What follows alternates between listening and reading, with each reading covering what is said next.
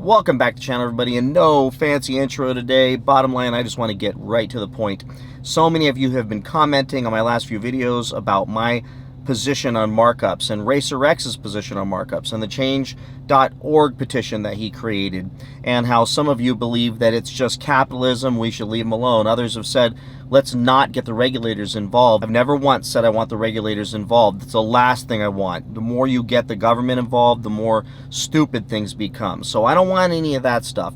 Laws are already in place. There's case law out there addressing these issues, and I believe the lawsuits are going to be plentiful as people get injured with these ridiculous markups and they get fleeced to the nth degree and lead to repos and horrible financial despair. All that's going to happen.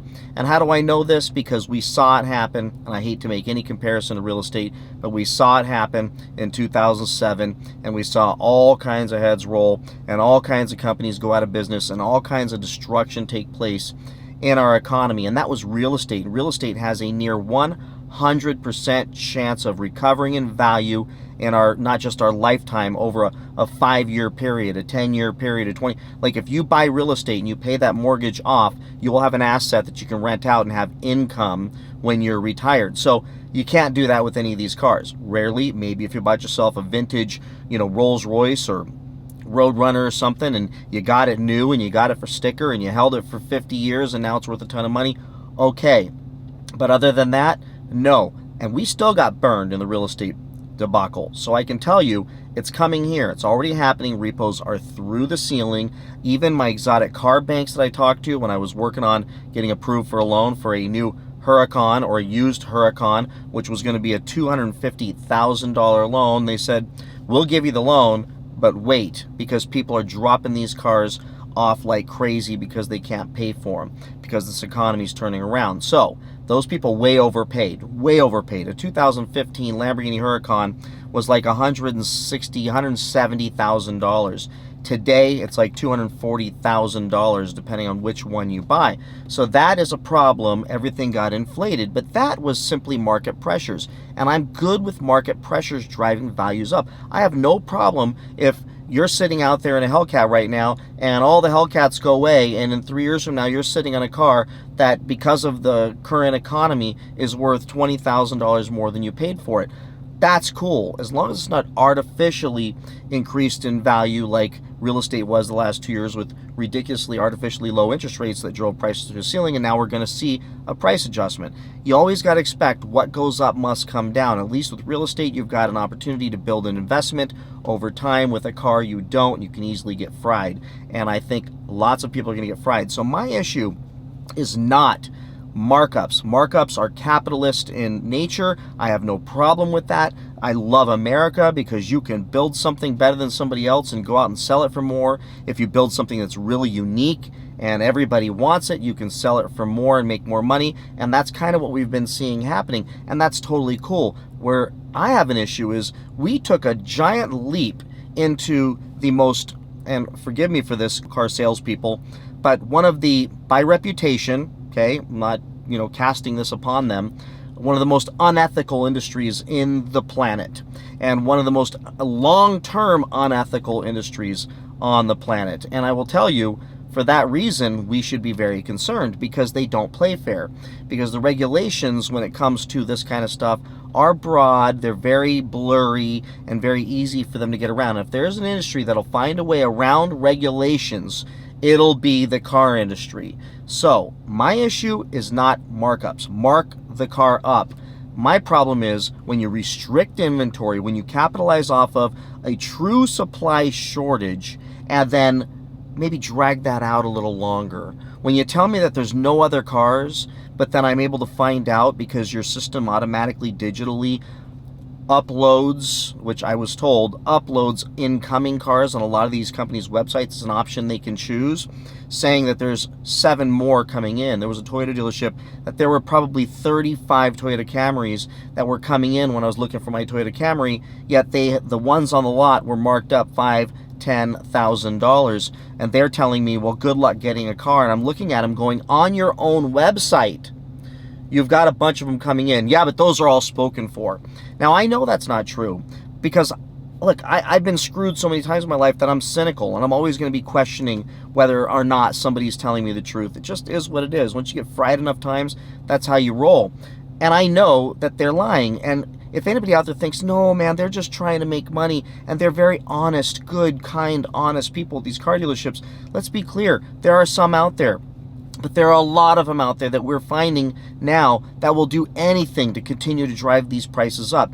Imagine, they were selling cars at MSRP minus power dollars 3.5 years ago and still making money, still making a profit, and the owners still had massive houses and incredible supercars, and if they were loaded, people owning these giant dealerships were just rolling in the dough.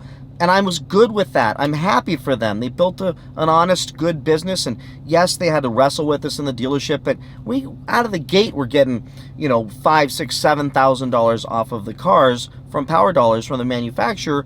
And that was cool. And the dealers would even negotiate a little bit off of there to get the deal. That was fine. Now we're at full MSRP. And if you look back in history, I don't think there's been a time, other than with specialty cars, where anything has sold for MSRP, unless you go way back in time. But if you look just in my adult lifetime, it's always been, here's MSRP, and they're coming off that price a little bit. And anybody who paid MSRP, it's just because they weren't good enough to negotiate, and they gave in too soon, too early. They wanted to get out of there and buy that car, and whatever, that's good on them.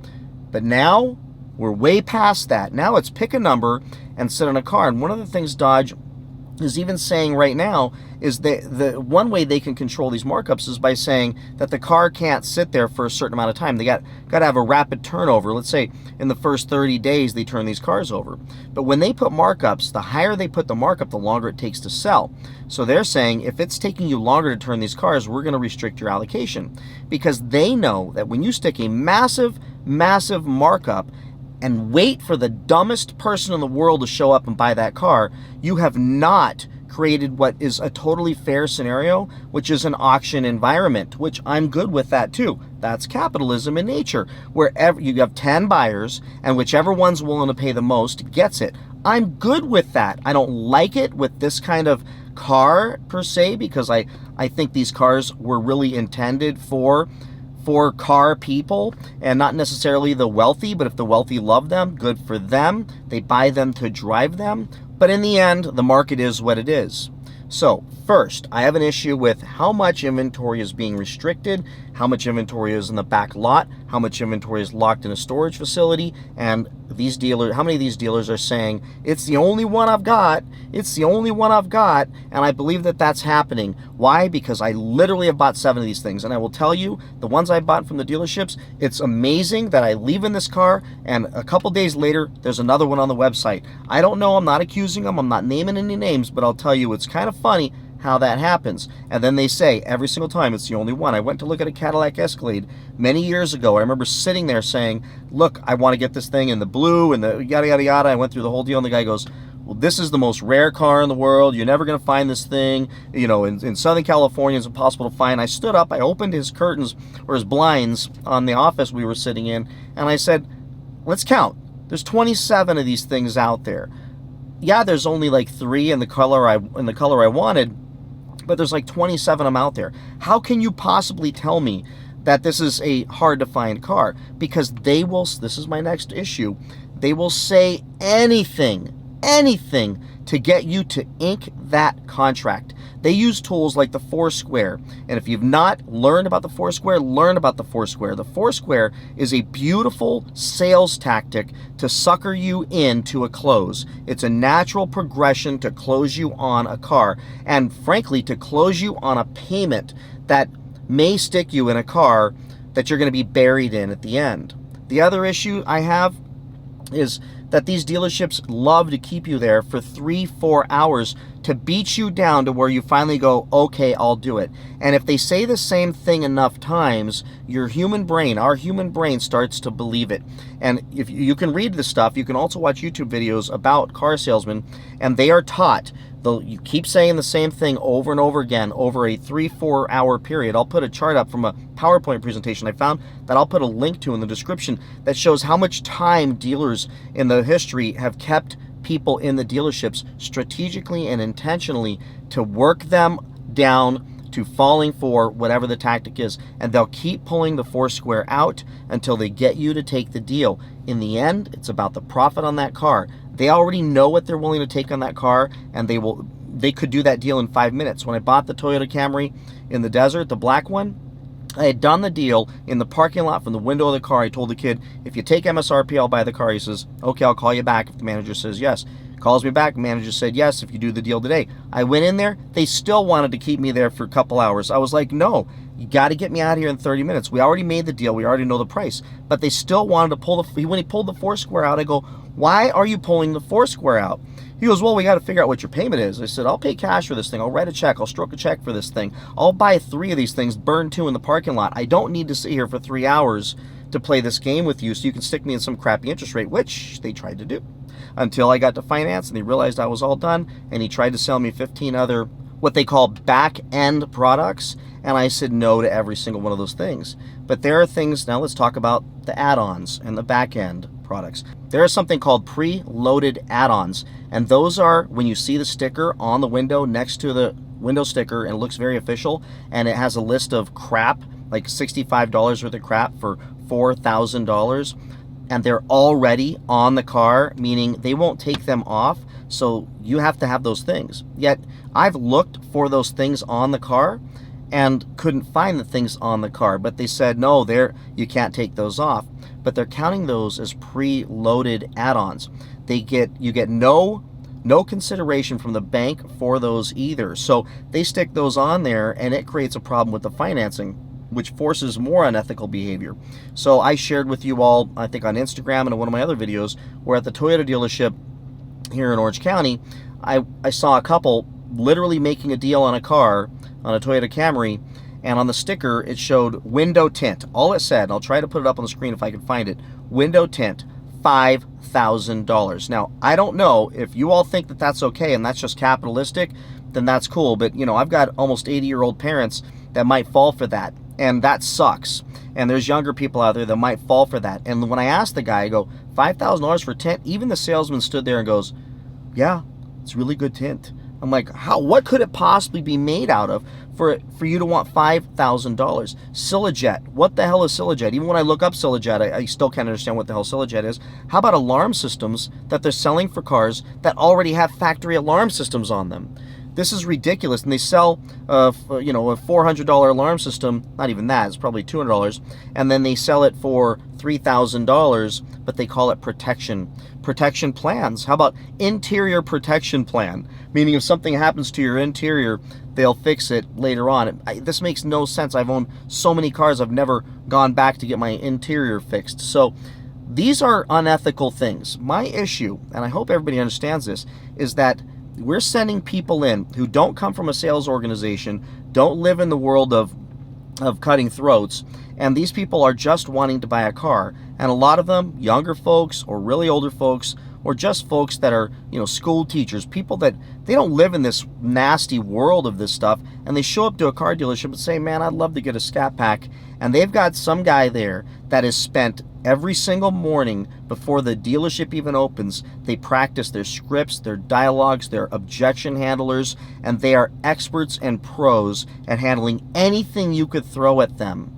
And they jam you in a 3-hour process into buying that car. You don't have a chance. Guy asked me on Instagram, hey, do you think, since the dealers are asking almost $70,000 for used 2021 Scat Packs, do you think I can get a lot of money for my Scat Pack? I said, the problem with that is you don't have a multi-million-dollar building with a special room or conference table created just for the salesperson to trap you there for 3.5 hours and say the same thing over and over with scripts and dialogues they've practiced for months or years on end to get you to a place of finally saying, okay, I'll do it. Unfortunately, when we sell the car ourselves, we don't have the same strategies. We don't have the same training and tactics. So getting those prices aren't the same as walking into a dealership where there's a feeling of trust when you walk into that dealership because they're playing beautiful music. They give you a cappuccino. They come out, they're always so nice, except for the 2 kids I saw at the Dodge dealer recently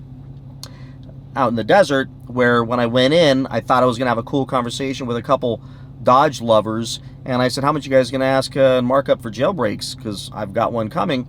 And he says, well, 25,000. I go, how do you guys do that, man? I mean, that seems kind of crazy. Out for a scat pack. He goes, 20,000. And they were cocky, and I go, do you think that's fair to people? I mean, I don't see 20 people lined up out here. You've got one on the lot, and you've just got a sticker on it. If there were 20 people out there fighting over the car, I'd totally understand driving that price up. But sticking a huge price on that car and sitting there until somebody's stupid enough to show up and buy it, and then you guys suckering them in with all kinds of tremendously skilled sales tactics, that doesn't seem cool. He goes, I got to make mine, man. I got to make my money. What? I got to make my money just because you make money. I hope when I'm your age, I have the money you have, because he saw the car I was in, and I'm like, whoa, so I didn't get the money I have by doing people wrong. And lastly, let me just get to the point. We have to remember that building a business shouldn't be about making a quick buck. No business should ever be allowed to survive if it's built on one philosophy: make a quick buck at any cost. Forget about ethics, lie, cheats, do whatever you want, but make that buck, make as much as you can, and just nail that customer to the wall. No business should be that way. My dad owned a plumbing business. He took care of our family our whole life, and he never got super wealthy, but he used to take me on his jobs with him during the week, during the summertime. And I remember one time, Mrs. Rice, we were doing a big pipe repair out in the front yard, and my dad goes, check out the spigot over here. The spigot's leaking. It has a little issue. But check this. Let me show you something, son. And he goes and he takes the spigot apart, and he gets some tape out, and he does some stuff to it, and he puts the thing back on, and he goes, look, it's not leaking anymore. He goes, watch. Mrs. Rice, come here. I fixed your spigot. It's been bothering you. She goes, oh, my Lord, it's been leaking forever. And I had a couple estimates, and they were just more than I could afford to be fixing these things. It was a leak. And my dad goes, I fixed it, and I'm not going to charge anything, Mrs. Rice. You know what Mrs. Rice said? She says, I love you guys. You guys are such good guys. Come on in. And she made us the most nastiest sandwiches I've ever had in my life. But nonetheless, I ate it, and I appreciated her because it was 110 degrees. And we worked the whole day fixing that pipe out in front of her house. And my dad said, we could easily sell her a repipe right now. I could set her up with financing. There's things we could do. He goes, but she doesn't need it right now. She's going to need it probably in 5 years. So I'm going to tell her, in 5 years, you probably are going to need this. But you don't need it right now. And you know what she said? Everybody's telling me I need to do this right now, or else. My dad says, no, you don't. What we did today is going to solve your problem for quite a while, so don't worry about it. I thought that lady was going to cry. My dad explained to me that day. He says, this company, the business, has been in business since 1946, and his dad owned it. Then my dad took it over, and my dad followed the same philosophy of his dad, which is a customer you get today needs to be a customer for life. If you do that, you'll be rich forever. And maybe compared to some people, we were doing pretty good right around the 80s, but for a long time, it was really rough. So my dad had to forego wealth early to have a good financial position later, where he never worried about hunting for business because the referral business was so huge. And if these Dodge dealerships and the manufacturer realize that they need to build a brand that instills loyalty amongst its customer base, so we come back like frankly we've been for very long, then they're going to have business forever. They will have us like they've had us forever. Some of you have been buying Mopar since the beginning of Mopar, and that's why you're such believers in these cars. And today, that's why you're so mad, because everything they're doing appears to be about one thing: make as much money off of you as we possibly can on undervalued, overpriced products. That's what they're trying to do, and that's what's frustrating, and that's the issue I have. Build a business that's based on ethics and integrity and long-term loyalty with your customers. Take good care of them. Work with their family members. Get their kids to work with you. Get their grandkids to work with you. And get the great-grandkids to come work with you. And come back to that dealership. If we go back to the old days of car dealerships, frankly, they did believe in that stuff. So you would buy a car from this dealership, and then when the kid turns 16, when your baby turns 16, you would go and buy their car from that dealership, and then they would buy their kid's car from that dealership. And people were going to these dealerships for decades. And now it's, let's screw them as hard as we can. We don't care if they ever come back. I've actually had car salesmen say this to me when I'm on the dealerships. I go, what about coming back? If you screw me like this, I'm never going to want to work with you again. I'm going to realize it after I'm out of this environment that you guys screwed me. Why wouldn't you want to not screw me so that I come back? And when I realize you screwed me, I'm never going to refer you any business. Sorry, that's just how it is. And that's my issue. And I hope that's clear. And I'm sure I left some things. I'm going to put some links in the description below that you can click on to learn more about this. But just know, I'm all about the capitalism. I'm all about it. But here's the deal. Remember, you want to stick a crazy price on it and wait for the biggest dummy to show up. That's not cool. If you want to put a price on the website and that's not the real price of the car because it includes all these discounts that I'm not going to qualify for, when I show up, you say, sorry, you don't qualify for these, and by the way, there's preloaded add-ons on there, that's a problem. If you want to put a price on the website and when I show up, there's a markup on there, like the dealership out in Inland Empire that I went to look at a blue Scat Pack when I bought my last one. They told me the price was what it was. I called up. They said, yes, that's the price. When I showed up, there was a $10,000 markup on it. I mean, this is all misleading stuff. It's lying, frankly. So that's where my issue is. Go capitalism. If you've got so many people wanting that car, why aren't they there that day? Let me tell you, in real estate, this last couple years, as much as I think it was way inflated, for sure, every property we had 20, 30 people that day ready to stand in front of the house and mud wrestle to see who got that property. The problem with these cars right now is many times they're sitting on the lots for a month, 2 months, or 3 months with this humongous markup waiting for the biggest dummy to show up. And when the biggest dummy shows up, they sell that dummy the car, and then they bring another one out from the back and wait for the next big dummy, and that's a problem. Imagine if they just sold them at MSRP, and they treated people good, and they ran out of cars quickly, and they kept having to put more orders in, and because of that, Dodge kept giving them more allocations, and because of that, they went back to buy a minivan, and maybe they went back to buy a pickup truck, because they kept going back to that dealership to buy things, and then they came back 3 years later when all this goes away, and this, remember you treated me good, so now I'm going to keep buying cars from you, and even though it's a car maybe I don't like that much, I really like working with you. Kind of like how I feel about Napleton. They've done me good, so I keep going back there even though it's 2,126 miles away. So with that, everybody, I'm done. This video is way too long. Love you all. Hopefully that all makes sense. Please like, subscribe, comment, stay motivated, be positive as you can during all this craziness, and I'll see you in the next video. Bye-bye.